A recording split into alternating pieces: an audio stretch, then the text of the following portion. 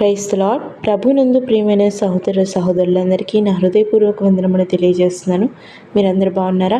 మీరందరూ బాగుండాలని నా అనుదిన ప్రార్థనను నేను జ్ఞాపకం చేసుకుంటా ఉన్నాను. మీ యొక్క ప్రార్థన విన్నపములను కామెంట్ రూపంలో తెలియజేయగలరు. మీ కొరకు నేను అనుదినం తప్పకుండా ప్రార్థిస్తూ ఉన్నాను. మరియు మీకు కనుక ఈరోజు దేవుని వాగ్దానం యొక్క చిన్న వాక్య సందేశము అనుదినం మిమ్మల్ని ఆత్మీయంగాను బలపరుస్తుండగా రీతిగా ఉన్నట్లయితే, మీకు ఆశీర్వాదకరంగా ఉన్నట్లయితే లైక్ చేయండి, షేర్ చేయండి, సబ్స్క్రైబ్ చేయండి. మీరు బలపరచబడిన రీతిగా మీ ఆత్మీయులు కూడా వీడియోని షేర్ చేయవలసిందిగా కోరుతున్నాను. మిమ్మల్ని మీ కుటుంబాన్ని దేవుడు దీవించునుగాక. ఆమేన్. ఈరోజు నీ కొరకు దేవుని వాగ్దానం 2వ దినవృత్తాంతములు 15వ అధ్యాయము 7వ వచనం. మీరు బలహీనులు కాక ధైర్యము వహించుడి, మీ కార్యము సఫలమగును. ప్రియ సహోదరి, ప్రియ సహోదరుడా, దేవుడు ఈరోజు మనతో మాట్లాడుతున్నమాట, మనము బలహీనము అయిపోతున్నామంట.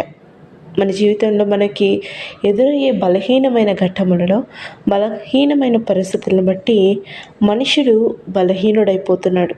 అవును, సాతాను అనేకమైన విషయాలను చూపించి, అనేకమైన విషయాలను మన కళ్ళ ముందుకు తెచ్చి మనల్ని బలహీనపరచాలని, మనల్ని ఆత్మీయంగా దెబ్బతీయాలని, దేవునికి దూరము చేయాలని, దేవుని కార్యములు మన జీవితంలో చేయకుండా, సఫలం అవ్వకుండా ఉండాలని సాతాను అనేక విధాలుగా మనల్ని బలహీనపరచాలని చూస్తాడు.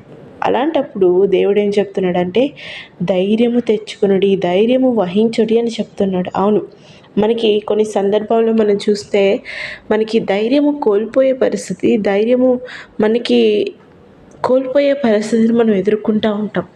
అలాంటి సందర్భంలో, అలాంటి బలహీనమైన సందర్భంలో మన చుట్టూ ఇంకా ఆ కార్యం మన జీవితంలో ఇంకా జరగదేమో, ఆ యొక్క గొప్ప కార్యం మన జీవితంలో ఇంకా జరగదేమో, ఇంకా ఏమైపోతుందో నా జీవితము, ఇంకా నేను ఇలాగే అయిపోతానేమో అని మనం ధైర్యము మనకి తగ్గిపోతుంది. మనం బలహీన పడిపోతాం. ఆత్మీయంగాను మానసికంగాను ఎంతో మనిషి అనే వ్యక్తి ఎంతో బలహీన పడిపోతాడు.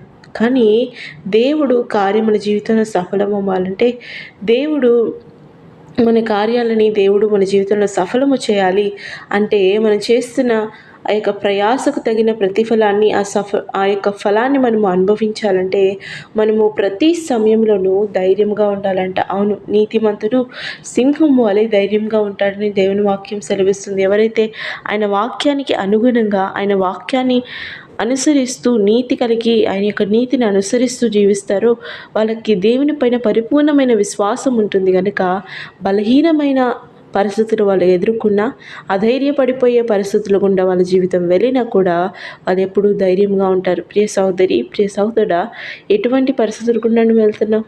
బలహీనమైన పరిస్థితులు గుండా వెళ్తున్నావా? ధైర్యము కోల్పోయే పరిస్థితులు గుండా వెళ్తున్నావా? ఇంకా నా జీవితంలో గొప్ప కార్యం జరగదు అని నువ్వు భయపడిపోతున్నావా? ఇంకా నా జీవితంలో నేను ఆ యొక్క గొప్ప అద్భుత కార్యము, ఆ యొక్క దీన్ని చూడలేను, నేను చేయలేను అని నువ్వు అనుకుంటున్నావా? ధైర్యము కోల్పోతున్నావా? దేవుడి రీతితో మాట్లాడుతున్నాను. ధైర్యము కోల్పోకు. ఎందుకంటే నీ పక్షంగా పోరాడడానికి, నిన్ను ఆశీర్వదించడానికి, నీ కార్యముకు తగిలిన సఫలము నీకు ఇవ్వడానికి ఆయన సిద్ధంగా ఉన్నాడు. కానీ నేను ఆయనకి కావాల్సింది నువ్వు ధైర్యం కలిగి జీవించడమే. అవును అన్నట్లయితే దేవుడు ఈరోజు నీతో గొప్ప కార్యం నీ జీవితంలో చేస్తాడు. ఆమేన్. ప్రేమ కలిగిన తండ్రి, మహోన్నతుడా, నీ కేవలం ఆది స్తోత్రములు చెల్లించుకుంటున్నాం. అయ్యా, ఇదిగో నా తండ్రి, అవును నా తండ్రి, అనేకమైన మా ఈ జీవితంలో అయా అనేకమైన బలహీనమైన సమయాల నుంచి, పరిస్థితుల నుంచి అధైర్యపడిపోవలసిన పరిస్థితులు మాకు ఎన్నో ఎదురవుతాయి మా జీవితంలో నా తండ్రి. అయా, బిడ్డలు కూడా అటువంటి పరిస్థితులు ఉన్నారేమో. అయా, వాళ్ళు బలహీన పడిపోయి ధైర్యాన్ని కోల్పోతున్నారేమో. అయా, వాళ్ళ జీవితంలో ఇంకా కార్యము జరగదని వాళ్ళు బలహీన పడిపోయి, మానసికంగాను ఆత్మీయంగాను వాళ్ళు బలహీన పడిపోయే స్థితిలో ఉన్నారేమో. దయతో జ్ఞాపకము చేసుకోండి.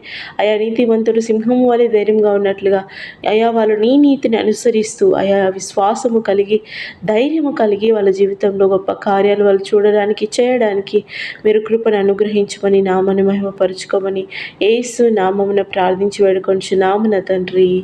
ఆమేన్.